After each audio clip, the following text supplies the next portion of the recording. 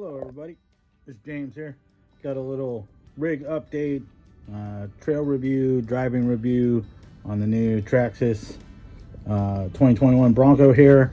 Had this truck for a minute, done some modifications to it so far, but we'll talk about those and my general driving impressions of the truck stock with some wheels and tires and now in its current form. So yeah, I don't know if you guys are familiar with this truck. This is essentially the same wheelbase as a Land Rover Defender made by Traxxas, which is the longer of the two wheelbases. But this has a shorter body on it, less overhangs. It comes with the 2-speed in it and the locking and unlocking differentials. So pretty proven platform from Traxxas. This just kind of gives you that nice long wheelbase, something I like about the Gladiator, and still keeps all the overhangs and the weight down compared to the Land Rover version. So with some of the specs out of the way, you know, this comes with a 21 turn brush motor, pretty decent servo, something that they've upgraded on this now. It does come with a steel servo horn, which is something that was really lacking on the old models, and it also comes with the Canyon tires here.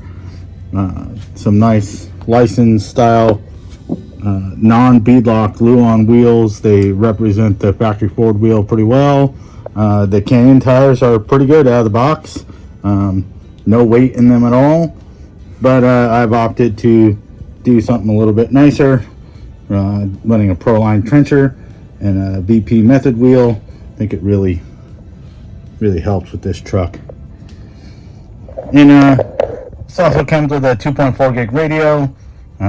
It has all of your switching functions on the radio set up from the factory, so it's all really nice stuff. If you're familiar with the TRX4, not new news. So my driving impressions of this truck out of the box when I drove it stock, it actually drove really well. I haven't driven a stock vehicle in a while. I don't know if maybe Traxxas has improved their factory servos. It did seem to have pretty good steering feel, decent enough power stock. When you start modifying it, I could definitely see it not doing as well. But the wheelbase on this truck really helped it get up things pretty easily, and still pretty maneuverable. Not too long, not too short. It's kind of the Goldilocks wheelbase here. The ESC and motor in this is a pretty good combo to get you going. It's a XL5 crawler edition that comes in these. It does have a 6-volt BEC in it, which is better than some of the old stuff. Does have a crawl function on it, which has like a hill hold and a pretty decent drag brake. It's pretty you can modulate it pretty easily. The Traxxas radio gets a lot of flack, but it's actually a decent radio. It is a little bit difficult to use sometimes unless you have a link system or something of that nature, with the phone app to kind of help dial things in if you're gonna switch stuff like servos or that sort of thing. So overall, yeah, my driving impression of the truck running stock is it's a pretty good truck. These are pretty expensive, around $600, but if you can float the bill and you're gonna modify it, you're gonna do light trail stuff, it's a pretty good truck. So if we go over some mods I've done to this truck now, I have modified my front bumper, removed the faux winch off of it, and actually mounted the fair lead in the bumper and cut down the tow hook mounts, just to kind of give it some color and some more depth back to it by removing that piece. And then the body is basically stock. I have added an interior. This is the interior. I don't know how well you can see it in there, a little bit dark, but added the interior out of an Axial Jeep JLU. Seems to fit pretty well with a little bit of trimming. Also added the roll cage. It's a little bit more weight, but these ones aren't too heavy, and you kind of see it in there and gives a little bit better feel.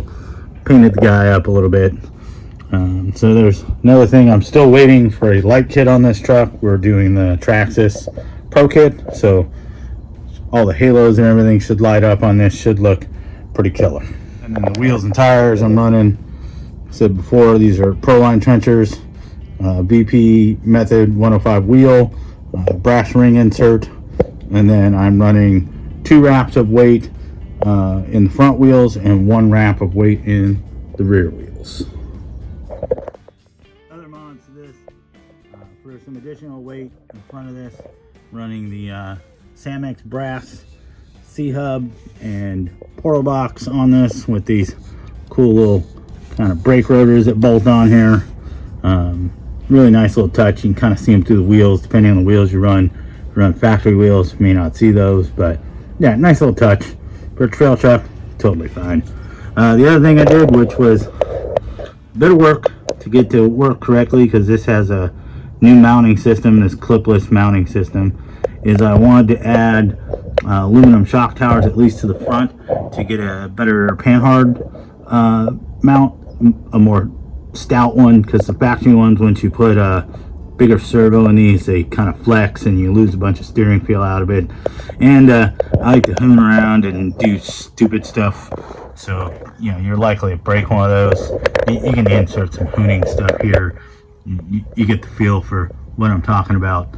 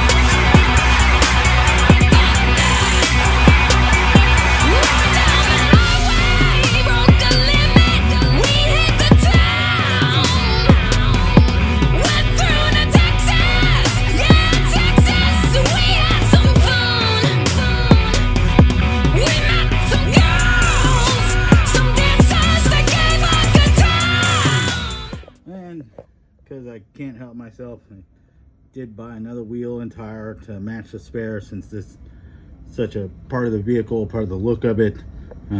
Wanted to go all the way, so got another wheel and tire to put on the back. And then we can go over some electronics I've done to this so far. So we talked about the shock towers. I've also done the HR link mounts on this, the aluminum ones, just to kind of beef up where the links mount up. And then for the rest of the electronics in this truck, I'm running a Holmes. This is a direct drive servo. It's capable of like 14.4 volts. I'm running this on 11.1. So I'm running a 3-cell in here. And this has been a really good servo. I picked this one up secondhand. This is like the second or third Holmes servo I've had, and they do really well. Real nice and quiet, smooth power delivery. And yeah, Holmes makes some really nice parts. For a motor in this truck, I'm running another Holmes product here. It's a little 3300. Well, I shouldn't say little, but it's a little 3300 kV Holmes stubby Polar Pro motor. on a Mama Max ESC. Still run the stock shift servos. Occasionally these burn out, but they're so inexpensive and they're pretty decent. I just leave those in there. I don't feel the need to upgrade them. And then for the radio in this truck, I'm running my Spectrum DX5R set up with all the channels individually, so I can run the 2-speed transmission and then activate the front and rear lockers independently. So if you want to hone this thing around, you can have just the rear locker on, as opposed to the factory where you have to run the front locker, then all the lockers are open. On the rear end, haven't really done much to it. It's pretty much stock. Don't feel the need to modify it really any. Does pretty well. I've moved the shocks around, moved them up to the second hole in the shock tower fender well here, and then I've added, how well you can see it in there. Yeah, we'll see that. Added a spacer on the rear shock to push them out a little bit to just help the stability of the truck a little bit. So it's just a like 8mm spacer, longer bolt, and then yeah. And then in the front, the Samex C-hub provides you a wider location to mount the shock on the front, so also push that out a little bit in the width to help with stability as well. Springs are all stock and all that jazz. You can see here how much of the shock tower we had to cut out. Tried to keep that very minimal, so we kept the structure of the fender wells. Another thing I'll point out here, let me move the truck around the light. This little bracket here to remount the fenders, because when you cut the shock towers out, the fender wells, to put the aluminum shock towers, you no longer really have a way to hold the body mount configurations on anymore. These holes that hold and locate the body where they're supposed to be. So I just made a simple little L bracket mount here. Focus on that. And we'll just a couple bends. Use this area here that spans between the two fender wells to mount to, and then actually drill the hole, nut and bolted the fenders to the side skirts of the truck to keep everything stable, and it seems to work fine. I've already jumped this thing and fenders don't move. You really have to get the height correct, or your body will sit too high, and if you don't have everything even, then obviously your body's going to sit off one side or the other. So yeah, that's your solution to fixing the body if you want to put bigger shock towers in your truck. Alright, so there's a little review on my new Traxxas Bronco 2021 edition. Some of the mods I've done to it, some general driving impressions of what I feel like it is stock. You know, do I think this truck is groundbreaking? As far as the features, no, it's not necessarily groundbreaking. It's kind of the same thing Traxxas has done as far as the mechanical things go. The details they put into the body are awesome.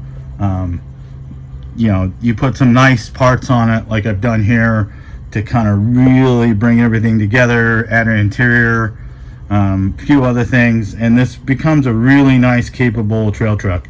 Do I think it's better than the Axial? Yes and no. Box stock, I have driven both trucks stock. The Traxxas electronics to me feel better. There are certain things I do like about the Axial, are a little bit lighter. That could mean they're a little bit more finicky. I know guys have had a lot of problems with breaking pan hard mounts on the Axial. I have as well. All of mine are modified. But do I think this is a great value? Yeah. It's a little pricey. You're paying for some licensing and that sort of thing, but I think you'll probably not go too wrong building this into a nice trail rig, and it's pretty capable for what it is. I've already had this up some pretty technical lines. Now that it's built in the configuration it is, probably going to start pushing it a little bit more, not too far outside the comfort zone, because it still has kind of a square bumper on the front. But I think this would be a great trail truck that could be built into a really entertaining truck. So thanks a lot, guys, and we'll talk to you later. Bye. it.